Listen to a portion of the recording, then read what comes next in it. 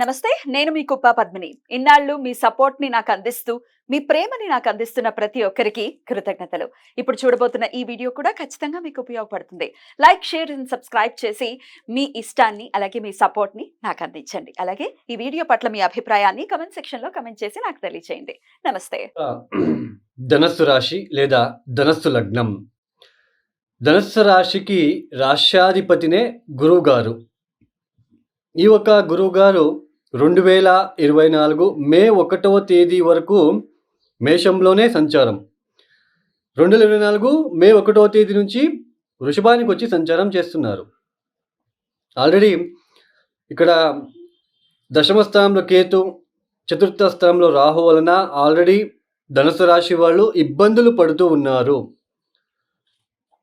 బాగా గుర్తుపెట్టుకోండి, ధనస్సు రాశి లేదా ధనస్సు లగ్నం వాళ్ళకి దశాభుక్తి గనక చెడు ఒక గ్రహాల దశాభుక్తి గనక జరుగుతూ ఉన్నట్లు గనకైతే ఈ దశమంలో ఉంటున్న కేతు వలన మీ ఒక దశాభుక్తి వలన ఉద్యోగం కోల్పోయి ఉండే ఆస్కారం ఉంటుంది.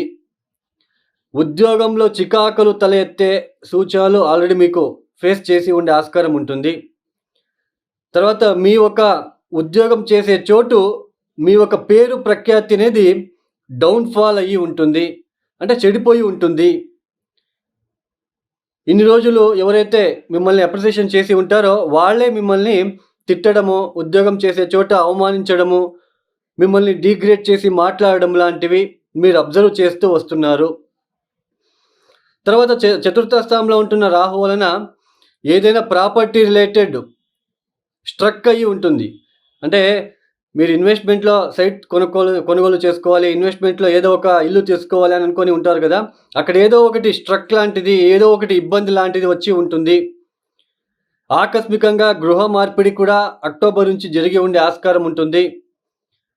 ఆ గృహం కూడా బాలేని గృహం దొరకడము, ఎక్కడో ఒక వాస్తు లేని గృహమో ఇలాంటి గృహం దొరికి మీకు పీస్ అనేది, అంటే శాంతి అనేది, మనసుకి ఒక హ్యాపీనెస్ అనేది లేకుండా ఉండే ఆస్కారం ఉంటుంది. తల్లితో చాలా విభేదాలు కావచ్చు, తల్లికి ఆరోగ్యపరమైన ఇబ్బందులు అయితే మీరు చూస్తూ వస్తున్నారు. అయితే ఇన్ని రోజులు పంచమ స్థానంలో ఉండి గురుబలం ఉంది. యాక్చువల్లీ మీకు అవి కొద్దిగా కనిపించడానికి అవకాశాలు తక్కువ ఉంటాయి. అయితే 6వ స్థానానికి వస్తున్నాడు గురువుగారు. అయితే ధనుసు రాశి వాళ్ళకి గుర్తుపెట్టుకోండి, 6వ స్థానంలో మనము చూసుకున్నట్లయితే సువర్ణమూర్తితో ఎంట్రీ అవుతున్నాడు.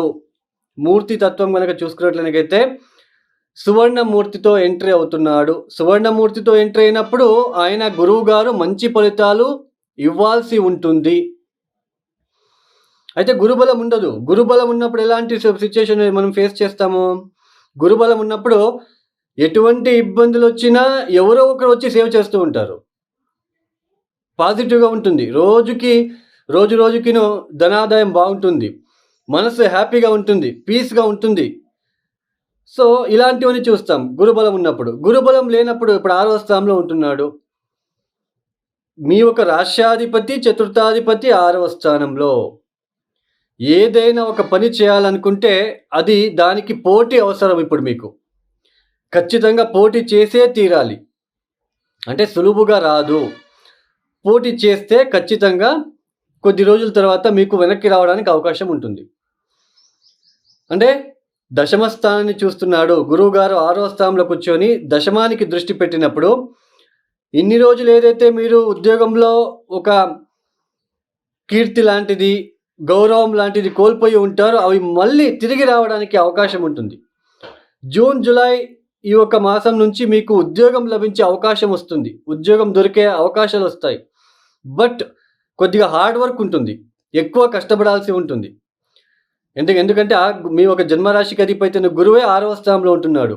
6వ స్థానంలో ఉంటున్నప్పుడు 6వ స్థానం అంటే ఏంటి? రోగము, శత్రునాశనము, శత్రువులు, రుణము, ఇవన్నీ మనం చూస్తాం. తర్వాత రోజువారీ ఒక జీవిత విధానం ఎలా ఉంటుందో, రోజువారీ మనం దిననిత్యం మనం జీవితానికి సంబంధించిన విషయంలో రోజువారీ ఎలా ఉంటుంది? పీస్ఫుల్గా ఉంటామా? రోజు యుద్ధం చేస్తూ వెళ్ళాలా, అంటే బాగా కష్టపడుతూ సర్కస్ చేస్తూ వెళ్ళాలా అని చూపిస్తుంది. మీ రాష్ట్రాధిపతి 6వ స్థానంలోకి వచ్చినప్పుడు సర్కస్ చేయాలి, బాగా కష్టపడాలి. బట్ ఉద్యోగంలో ఉంటున్న చికాకులైతే తొలగిపోతాయి. ఆర్థిక సంబంధమైన ఇబ్బందులు పెద్దగా కనిపించవు కానీ బట్ అప్పులు చేయవలసిన ప్రమేయం, ఏదో ఒక సైట్ కోసమో ఇట్లాంటివి అప్పులు చేయవలసిన ప్రమేయం ఏర్పడుతుంది. లేదా ప్రాపర్టీ స్ట్రక్ అయి ఉంటుంది, వాటిని ఏదో ఒకటి చేసుకోవాలనుకొని ఎక్కువ డబ్బులు ఇన్వెస్ట్మెంట్ చేయడం లాంటిది, ఇవన్నీ కూడా ఎక్కువగా ఉంటాయి. బట్ గురుబలం ఉండదు. బట్ పోటీతో జీవితం గడపాల్సి ఉంటుంది, పోటీ చేయాల్సి ఉంటుంది. అంటే పోటీ అంటే ఏంటి ఇక్కడ? ఇప్పుడు ఏదో ఒక రిజిస్ట్రేషన్ చేయించుకోవడానికి ఆఫీస్కి వెళ్తారు, రిజిస్ట్రేషన్ ఆఫీస్కి వెళ్తారు. 1 గంటలో అయ్యే పని 5 రోజుల్లో పని అయిపోతుంది. అంటే 1 గంటలో అయ్యే పని 5 రోజులు తీసుకుంటుంది. అంటే డిలే అవుతుంది అంతే తప్ప పెద్దగా ఏదో అయిపోతుంది ఇక్కడ అనడానికి అవకాశం తక్కువగా ఉంటుంది. తర్వాత మీలో ఒక మార్పులు చూసుకుంటారు. నేను ఇన్ని రోజుల్లాగా లేదు, నేను మారిపోతున్నాను అనే ఒక థాట్ అనేది వస్తుంది. తర్వాత శుభకార్యాలకి ఎక్కువ ఖర్చు పెడతారు, భక్తి భావం ఎక్కువ అవుతుంది, స్పిరిచువల్ నాలెడ్జ్ ఎక్కువ అవుతుంది, దేవతా దర్శనం చేసుకుంటారు, తీర్థక్షేత్రాలకి వెళ్ళే అవకాశాలు ఈ సంవత్సరం కనిపిస్తూ ఉన్నాయి. కొద్దిగా రుణం చేయవలసి ఉంటుంది. ఆస్తి విషయంలో జాగ్రత్త, ఎవరిని గుడ్డిగా నమ్మొద్దు, ఎవరికి షూరిటీ సంతకం వేయొద్దు. సో ఇలాంటివన్నీ మీరు చేసుకుంటూ పోతే బాగుంటుంది. ఈ ధనుసు రాశి వాళ్ళు తప్పనిసరిగా ఓం దేవనాంచ ఋషినాంచ గురుం కాంచన సన్నిభం బుద్ధిభూతం త్రిలోకేశం తం నమామి బృహస్పతిం ఓం నమ గురుగ్రహ దేవతాభ్యో నమ శాంతిం శాంతిం శాంతి. ఈ మంత్రాన్ని ప్రతిరోజు 108 సార్లు చదువుకోవడానికి ప్రయత్నం చేయండి. శ్రీపాద శ్రీవల్లభ చరితామృత చదువుకోవడానికి ప్రయత్నం చేయండి. టెంపుల్లో ఉన్న వాళ్ళకి, అర్చకులకి అలాంటి వాళ్ళకి ఏదో ఒకటి సహాయం సహకారాలు అందించడానికి ప్రయత్నం చేయండి.